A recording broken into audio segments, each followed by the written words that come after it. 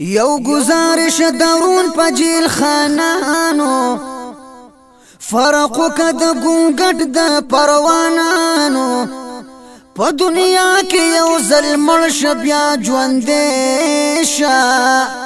چی معلوم شی در تخپل و بیگانا عقل طول عمر ملدیشی پتکرونو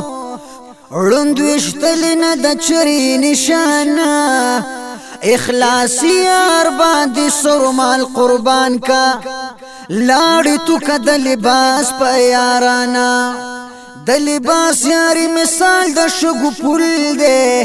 پا دویم ورز بشی دا نوانا کچا مرگ لیدے شاعر علی حیدرہ